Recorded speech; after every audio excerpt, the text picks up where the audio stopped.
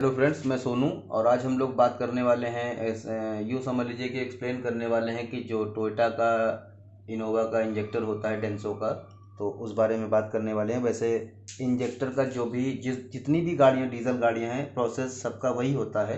तो ये फ़िलहाल जो हमारे पास स्केच है, ये टोयोटा इनोवा का है, डेंसो का इंजेक्टर है ये। और चाहे वो फॉर्च्यूनर हो या कोई भी गाड़ी हो, तो ये रीडिंग और ये रीडिंग बदलती है। बाकी सबका जो प्रोसेस होता है, काम करने का प्रोसेस होता है, वो सबका सेम होता है। तो फिलहाल अभी हम लोग बात कर रहे हैं डेंसो के इंजेक्टर की, जो कि इनोवा का है। तो सबसे पहला जो हम लोग स्टेप बात करेंगे, वो बात करेंगे। देखिए, यहाँ पे होता है हमारा पंप। उसके बाद कॉमन रेल के बाद एक पाइप लगा होता है। उसके बाद यहाँ से फ्यूल इन होता है। तो अब इसमें ये वर्क कैसे करता है और इसमें प्रॉब्लम क्या आती है, उस बारे में हम लोग बात करने वाले हैं। तो देखिए, सबसे पहले यहाँ पे हाई प्रेशर हमारा फ्यूल इन हो रहा है, और ये फ्यूल हमारा सीधा आता है हमारे नोजल के पास। ये नोजल के पास आया, और यहाँ तक निडल निडल के अंदर तक होता हुआ यहाँ पे ये हाई प्रेशर क्रिएट हो जाता है। उसके बाद ये अभी ये इंजेक्टर वर्किंग पे नहीं है, तो ये समझ लीजिए कि ये हमारा फ्यूल यहाँ रुका हुआ है। और कुछ परसेंट फ्यूल जो बैक होता है, वो यहाँ से, जब तक इंजेक्टर काम नहीं कर रहा, क्योंकि इंजेक्टर अगर काम नहीं कर रहा, जाहिर है इंजन भी बंद होगा। तो ये कुछ प्रोसेस का ये होता है। उसके बाद यहाँ से हमारा जो ये सेंसर होता है, यहाँ से हमारा 12 वोल्ट इन होता है। और उसके बाद 12 वोल्ट इन होने के बाद यहाँ पे कॉइल होता है। कॉइल यहाँ पे एक मैग्नेट बनाता है, और मैग्नेट बनाने के बाद देखिए, यहाँ पे एक वॉशर होता है। उसके बाद एक स्प्रिंग लगी होती है। स्प्रिंग के बाद एक गाइड लगी होती है। तो ये जो मैग्नेट हमारा, ये जो सेंसर हमारा मैग्नेट बना रहा होता है, तो ये जो सेंसर की स्प्रिंग है, ये पुश करती है गाइड को। और गाइड के ठीक नीचे लगा होता है कंट्रोल वॉल्व, जो कि फ्यूल की कंट्रोलिंग को मॉनिटर करता है। तो गाइड सेंसर ने गाइड को पुश किया, गाइड ने पुश किया कंट्रोल वॉल्व को, कंट्रोल वॉल्व ने पुश किया प्लंजर को। तो देखिए, ये प्लंजर जब यहाँ हमारा पुश हो रहा होता है, तो यहाँ पे एक वॉशर होती है, स्प्रिंग होती है, एक वॉशर, उसके बाद नोजल। ये पूरा प्रोसेस जो इसका होता है, इसने यहाँ पुश किया। यहाँ पे हाई प्रेशर फ्यूल है, तो जब इसने पुश किया, तो यहाँ पे जो स्प्रिंग होती है, क्योंकि एक स्प्रिंग यहाँ है, एक स्प्रिंग यहाँ है, तो जब इसने इसको पुश किया, उसके बाद जब ये इस पुश करने के बाद जब ये वापस जाता है, तो ये हाई सेंसर जो फ्यूल यहाँ भरा हुआ है, तेल हमारा भरा हुआ है, डीजल, ये यहाँ से थोड़ा सा स्प्रे हो गया। उसके बाद नोजल हमारी फिर बंद हो गई। तो ये प्रोसेस जो इसका होता है, सेंसर का काम करने, इंजेक्टर का काम करने का, यहाँ से 12 वोल्ट, यहाँ पे हाई प्रेशर, यहाँ पे नोजल खुला, स्प्रे हुआ, उसके बाद वापस बंद हो गया। तो ये प्रोसेस हमारा बार बार रिपीट होता रहता है हर गाड़ियों में। तो इसमें जो प्रॉब्लम आती है, जो हमारी बैक लीकेज होती है, वो किस वजह से होती है, तो ये मैं आपको बता देता हूँ। देखिए, पहले मैं एक चीज़ मिस कर गया। जो हमारा ये यहाँ पे स्प्रे कर रहा होता है, उसके बाद जो हमारा फ्यूल बचा होता है, जो स्प्रे नहीं हो पाता है, वो हमारा यहाँ से रिटर्न हो जाता है कुछ परसेंट। तो अभी हमारा मान लीजिए इंजेक्टर हमारा पूरा परफेक्ट वर्किंग कंडीशन में है। अब गाड़ी में स्टार्टिंग ट्रबल हुई, या स्टार्टिंग हो ही नहीं रही, गाड़ी में स्टार्ट ही नहीं हो रही है, तो उसमें किस वजह से प्रॉब्लम आती है। देखिए, सबसे पहले देखिए, हाई प्रेशर यहाँ पे ये पंप, कॉमन रेल, उसके बाद फ्यूल इन, पाइप्स के जरिए से फ्यूल इन हुआ। तो जो इसका डिज़ाइन बनाया गया है, क्योंकि जो हाई प्रेशर यहाँ पे फ्यूल चल रहा है, अगर इसको हम डायरेक्ट यहाँ पे भेजेंगे, तो ये कहीं ना कहीं से नुकसान कर दे। जो हमारा कमज़ोर आइटम होगा, जैसे पाइप, कॉमन रेल या पंप, कहीं पे जो कमज़ोर आइटम हो, उसको वो डैमेज कर सकता है। तो इसकी जो टेक्निक है, वो डैमेज को रोकने के लिए यहाँ पे देखिए बाईपास ये लाइन दी गई है, और ये जाती है सीधे कंट्रोल वॉल्व में। तो कंट्रोल वॉल्व, नाम ही कंट्रोल वॉल्व है। कंट्रोल वॉल्व क्या करता है, फ्यूल को मैनेज करता है, कंट्रोल करता है कि कितना वापसी देना है और कितना हमें हाई प्रेशर रोकना है। तो ये अपना जो जिस टाइम ये पूरा प्रॉपर वर्क कर रहा होता है, उस कंडीशन पे ये कंट्रोल वॉल्व अपना काम कर रहा होता है। कुछ परसेंट फ्यूल वापसी को देता है, बाकी हाई प्रेशर यहाँ क्रिएट कराने के लिए रोके रहता है। तो ये प्रोसेस हमारा चल रहा है। लेकिन अब जब होता क्या, कंट्रोल वॉल्व वक्त के साथ गाड़ी चलती है, काफ़ी लंबा चल गई, कंट्रोल वॉल्व हमारा वीक हो गया, या कभी फ्यूल में कुछ कचरा आ गया, या कहीं से गलत फ्यूल मिल गया, तो कंट्रोल वॉल्व हमारा यहाँ से वीक हो जाता है। अब जब कंट्रोल वॉल्व वीक हुआ, तो जो ये कंट्रोल वॉल्व फ्यूल को मैनेज कर रहा था, ये मैनेजमेंट यहाँ पे बिगड़ जाता है। अब यहाँ पे जो हाई प्रेशर क्रिएट होना था, होना होना होता है इस पे, ये नोजल को स्प्रे कराने के लिए, वो यहाँ पे हाई प्रेशर बचता ही नहीं है, कम हो जाता है। और वो होता क्या है, ये बैक लीकेज हमारी कंट्रोल वॉल्व से होती हुई हमारी वापसी में आ जाती है। ये यहाँ से फ्यूल टैंक में वापस चली जाती है। अब जब ये कंट्रोल वॉल्व ख़राब हुआ, यहाँ से हमारा जो हाई प्रेशर था, वो यहाँ से लो प्रेशर होके वापस चला गया, बाकी यहाँ पे जो हाई प्रेशर क्रिएट हो रहा था वो भी खत्म हो गया। तो इस कंडीशन पे गाड़ी स्टार्टिंग ट्रबल हो जाएगी या स्टार्ट ही नहीं होगी।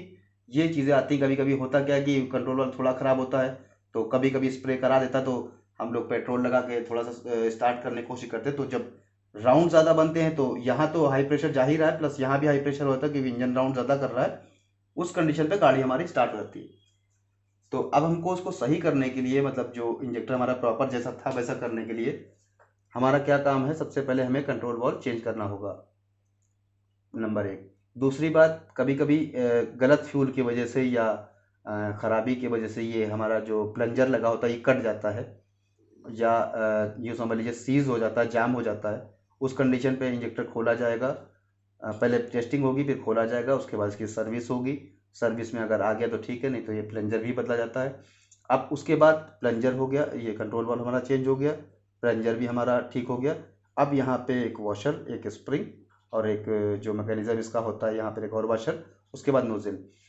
तो अब जैसे मान लीजिए हमारा इंजेक्टर सही हो गया है, और इंजेक्टर सही होने के बाद बैक लीकेज हमारा ठीक हो गया है, और जो स्प्रे हो रहा है वो भी ठीक हो गया। लेकिन जब इसकी रीडिंग ली जाएगी तो फ्रेंड्स, इसकी जो रीडिंग होती है टोयोटा इनोवा की, तो जो इनोवा की रीडिंग है वो ये समझ लीजिए जो स्प्रे की रीडिंग है वो होती है 6 से 7 सीसी, और जो बैक की रीडिंग होती है वो हमारी होती है 2.5 से 3.5।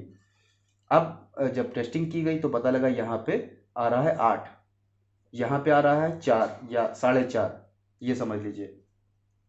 तो अब इस जो 4 आ रहा है इसको कम करने के लिए हमें क्या करना पड़ेगा, इसको कम करने के लिए देखिए यहाँ सेंसर लगा है, ये हमारी मेटल बॉडी है पूरी इंजेक्टर की, ये सेंसर लगा है, ये यहाँ पर ये भी मेटल होता है, यहाँ पे ये दोनों आपस में कनेक्ट होते हैं। यहाँ पे एक सिम वॉशर लगा होता है।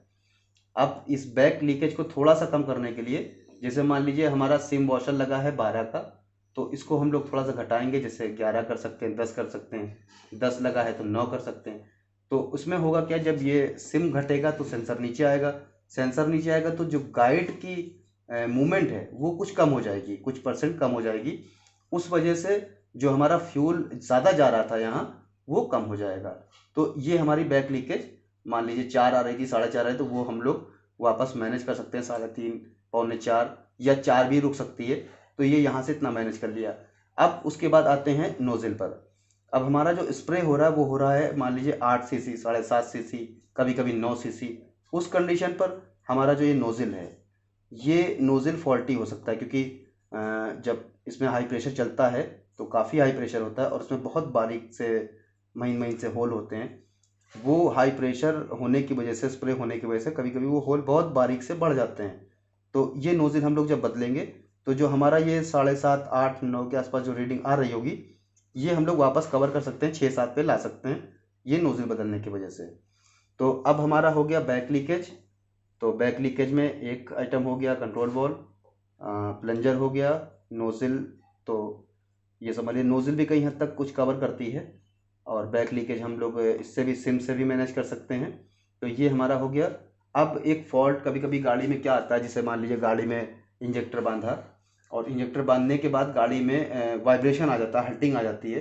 तो कभी कभी हमारा ये सेंसर जो है बॉडी से शॉर्ट हो जाता है। ये यहाँ पे शॉर्ट हुआ तो जाहिर है ये मेटल है तो ये भी मेटल है, ये आपस में शॉर्ट करने लगता है। उस कंडीशन में क्या होता है, कभी कभी ज़्यादा शॉर्टिंग होने पर जो ईसीएम से करंट इंजेक्टर को आ रहा होता है, वो ईसीएम को जब फॉल्ट मिलता है कोई, तो वो पहली बात मीटर में चेक इंजन दे देगा। दूसरी बात, हो सकता है ज़्यादा शॉर्टिंग होने की वजह से इस इंजेक्टर में करंट आना बंद हो जाए, क्योंकि ईसीएम अपने पास करंट को रोक लेता है, इसको आने नहीं देता है। तो इस कंडीशन पे क्या कर सकते हैं हम लोग, इसका चारों इंजेक्टर अगर लगे हैं मान लीजिए, सबसे पहला काम हमारा होगा, जब गाड़ी स्टार्ट की उसके बाद एक एक कपलर इंजेक्टर का हटाएंगे, और इंजन हमारा देखेंगे क्या पोजीशन हो रहा है। इस 1 नंबर हटाया, 2 नंबर हटाया, 3 नंबर हटाया, 4 नंबर, तो अगर मान लीजिए कोई रिस्पॉन्स नहीं हो रहा है, मतलब एक इंजेक्टर को हटा रहे हैं, काट रहे हैं इंजेक्टर को, कपलर हटा रहे हैं तो कोई रिस्पॉन्स नहीं हो रहा, तो जैसे मान लीजिए कोई एक इंजेक्टर ख़राब निकलता है, तो हम लोग क्या कर सकते हैं, यहाँ पे जो दो पिन होती हैं इसमें हम लोग मल्टीमीटर लगा के पहले आपस में चेक करेंगे, ओम्स में रीडिंग आएगी। इसमें दोनों में बीप की आवाज़ नहीं आना चाहिए। अगर हम कंटिन्यूटी पे मीटर रखते हैं तो बीप की आवाज़ नहीं आना चाहिए।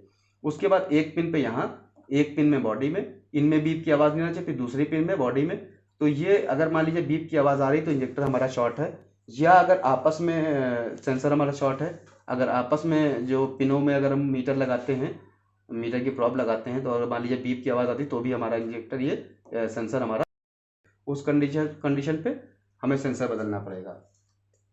तो अब बात करते हैं कि फ्रेंड जो पेपर टेस्टिंग क्या चीज़ होती है। पेपर टेस्टिंग जो होती है फ्रेंड, वो हमारी इंजन की आइडल पोजीशन होती है। मतलब हमने गाड़ी को स्टार्ट करने के बाद जो हमारा 800 850 आरपीएम के आसपास जो स्पीड होती है वो पेपर टेस्टिंग होती है। तो पेपर टेस्टिंग जो हमारी रहेगी, देखिए नोजल का जो स्प्रे होता है बहुत महीन सा सिंगल स्प्रे होता है, और ये पेपर टेस्टिंग जो हमारी आएगी वो आएगी, वैसे इसकी इनोवा की ओरिजिनल तो मेरा ख्याल 230-40 के आसपास होती है। जो हमारा कॉमन एयर का प्रेशर 230-40 के आसपास रहेगा, फ्रिक्वेंसी हमारी 4 ही रहेगी। तो अब जब जैसे मान लीजिए सपोज करिए एक इंजेक्टर हमारा यहाँ पे 230 या 240 या 250, या सपोज करिए 300 पे एक इंजेक्टर हमारा यहाँ पे हम लोगों ने जब फायर इसको कराया तो यहाँ पे एक महीन सा स्प्रे दे रहा है, वो हमारी आइडल पोजीशन की पेपर टेस्टिंग है। और पेपर टेस्टिंग अगर जैसे मान लीजिए सपोज करिए एक इंजेक्टर हम लोगों ने 250 पे कर लिया, एक इंजेक्टर 300 पे कर लिया, कभी कभी कुछ इंजेक्टर 150 पे भी स्प्रे कर जाते हैं। तो उस कंडीशन में बेहतर तरीका है कि चारों इंजेक्टर को खोल के उनकी जो आइडल पोजीशन की जो टेस्टिंग है वो बराबर कर लीजिए। सपोज करिए 250 अगर एक ही है तो दोनों को इस सिम के ज़रिए से जो सेंसर होता है उसको सेटिंग हम लोग करके हम लोग यहाँ पे चारों इंजेक्टर 250 कर सकते हैं, चारों के 300 कर सकते हैं, चारों के 270 कर सकते हैं। उससे होगा ये, जैसे मान लीजिए चारों इंजेक्टर की हमने 250 रीडिंग कर दी और कभी फ्यूचर में एक इंजेक्टर वीक हुआ हमारा, तो जो हमारी स्टार्टिंग है वो इतनी जल्दी ट्रबल नहीं होगी, क्योंकि 3 इंजेक्टर हमारे 250 पे जैसे ही हमने स्टार्टर लिया हमारी गाड़ी में इंजेक्टर ने फ्यूल दिया और गाड़ी स्टार्ट हो गई। हाँ, उसमें ये होगा कि वाइब्रेशन आ सकता है, थोड़ा सा इंजन हिलने लगेगा, तो उस कंडीशन में ये तो हो सकता है, लेकिन गाड़ी हमारी स्टार्ट हो जाएगी। अब जैसे मान लीजिए किसी की हमने 350 टेस्टिंग ये कर दी, पेपर टेस्टिंग कर दी, जो आइडल पोजीशन का स्प्रे टाइम है, वो जो स्प्रे है वो 350 पे कर दिया। मान लीजिए 350 कॉमन एयर का जो प्रेशर आ रहा है 350 पे जाके ये इंजेक्टर खुल रहा है। 2 नंबर पे मान लीजिए दूसरा इंजेक्टर हमारा 300 पे खुल रहा है, तो और 2 इंजेक्टर जो लगे हैं वो परफेक्ट काम कर रहे हैं, वो मान लीजिए 250 पे खुल रहे हैं। तो 2 इंजेक्टर तो हमारे खुलेंगे ही नहीं, क्योंकि मान लीजिए कोई फॉल्ट होता है और यहाँ से बैक लीकेज हो गई, तो जब यहाँ पे हाई प्रेशर नहीं बनेगा तो जाहिर है कॉमन रेल में हाई प्रेशर नहीं बनेगा, तो 2 इंजेक्टर हमारे खुलेंगे नहीं, तो उसमें स्टार्टिंग हमारी या तो होगी नहीं या स्टार्टिंग ट्रबल हो जाएगी। तो कोशिश करें कि जो हमारा पेपर टेस्टिंग है, जो हमारी सिंग जो आइडल पोजीशन की टेस्टिंग वो है, जो हमारा स्प्रे है वो हम लोग एक जैसा कर लें, 250 पे कर लें, 270 पे कर लें, 220 कर लें, 30 कर लें, मतलब कुल मिला के एक जैसा चारों का कर लें, बेहतर तरीका है। तो बाकी फ्रेंड्स जो रीडिंग है वो मैंने आपको बताई दी। इनोवा की 6 से 7, टोयोटा इनोवा डेंसो का जो इंजेक्टर होता है 6 से 7 रहेगी। इधर हमारी 2.5 से 3 रहेगी।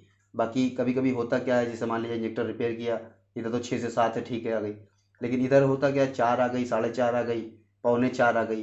तो इतना हम लोग चला सकते हैं, क्योंकि जब इंजेक्टर पुराने होते तो ये भी गड़बड़ होता है, ये भी गड़बड़ होता है, कहीं हद तक जो लाइन होती है ये भी डैमेज होती हैं। तो इतना 4 साढ़े 4 तो हम लोग आसानी से चला सकते हैं। लेकिन अगर मान लीजिए 5 आ रही है, 6 आ रही है, उस कंडीशन पे ये प्रॉपर तरीका नहीं है। तो बाकी फ्रेंड्स अगर जैसे मान लीजिए कभी हम लोग इंजेक्टर खोलते हैं, या कभी गैरेज पे खोल लिया, या शॉप पे खोल लिया, मतलब दुकान पे खोल लिया, गैरेज है बड़ा तो उसमें खोल लिया, या कभी हम में से किसी ने घर पे इंजेक्टर खोल लिया, तो खोल के हम लोग सर्विस तो कर सकते हैं। जैसे ये हम लोगों ने सेंसर हटा दिया और नोज़ल खोल लिया, तो ये चीज़ें तो खोल सकते हैं। अब जैसे मान लीजिए प्लंजर निकाल लिया, और कंट्रोल वॉल्व खोलने के लिए हमें स्पेशल टूल की ज़रूरत पड़ती है, मान लीजिए वो भी लेके आ गए, खोल लिया। और इसके लिए जो इंजेक्टर हमारा जहाँ पर रखा जाता है, जिसके खोला रहता है, तो या तो बाग हो या तो फिर इसका एक स्टैंड खास तौर से आता है जो उसमें लगा के फंसा के खोला जाता है। ये सब हमने कर लिया, सर्विस कर लिया, सब कुछ कर लिया, लेकिन हम लोगों को जो रीडिंग है वो रीडिंग हमारी मशीन पे ही आएगी। अब जैसे मान लीजिए खोल के बैठे हैं और उसको साफ़ कर रहे हैं, खोल साफ़ करने के बाद उसको बांध दिया, तो हमारी जो रीडिंग है वो तो मिलेगी ही नहीं। तो कोशिश करें कि जो इसका पर्टिकुलर एक शॉप होती है, जो पंप की दुकानें होती हैं, वहाँ जाके इसको खुलवाएं, वहाँ जाके करवाएं। और बाकी देखिए सेंसर के बारे में मैं आपको बता रहा था। सेंसर एक तो जो मल्टीमीटर से वो हमारा चेक कर सकते हैं हम लोग। सबसे जो फॉल्ट पकड़ना है तो मल्टीमीटर से हम लोग लगा के वो चेक कर सकते हैं। उसके बाद जैसे कॉमन रे अगर मान लीजिए कहीं से हमारे पास स्कैनर है तो स्कैनर से हम लोग लगा के ये पता कर सकते हैं ये इंजेक्टर हमारा काम कर रहा है नहीं कर रहा है, या कोई एक इंजेक्टर हमारा काम कर रहा है नहीं कर रहा है। तो ये शॉर्टिंग का तरीका है। बाकी इंजेक्टर का फ्रेंड्स हर गाड़ी का प्रोसेस जो है वो सेम है। हाई प्रेशर, स्प्रे, वापसी, कंट्रोल वॉल्व अगर डैमेज होगा तो ये यहाँ से जो बाईपास लाइन चल रही होती है ये यहाँ पे हाई प्रेशर क्रिएट होने नहीं देगी और ये वापसी चला जाएगा फ्यूल टैंक के लिए। तो ये जो प्रोसेस है वो हर इंजेक्टर का, हर गाड़ी का, डीजल गाड़ी का सेम होता है। अब जैसे मान लीजिए कि जैसे हाई प्रेशर चल रहा है और फ्यूल यहाँ से निकल रहा है तो जाहिर है ना यहाँ पे ये जो हाई प्रेशर क्रिएट ही नहीं हो रहा। तो इसके लिए हमें वही सीधी बात है कंट्रोल वाल्व बदलना पड़ेगा। तो जितनी जानकारी थी मैंने आपके साथ शेयर की फ्रेंड्स। और अगर वीडियो में मतलब बनाने में कोई ऐसा कुछ रह गया हो जो आप हमें सजेस्ट कर सकते हैं तो कमेंट बॉक्स में आके सजेशन दे सकते हैं। बाकी फ्रेंड्स वीडियो कैसा लगा ज़रूर बताइएगा। अच्छा लगा हो तो लाइक कर दिएगा, सब्सक्राइब कर दिएगा, किसी को ज़रूरत तो शेयर कर दिएगा। मिलते हैं अगली वीडियो में, तब तक के लिए बाय। Thanks for watching.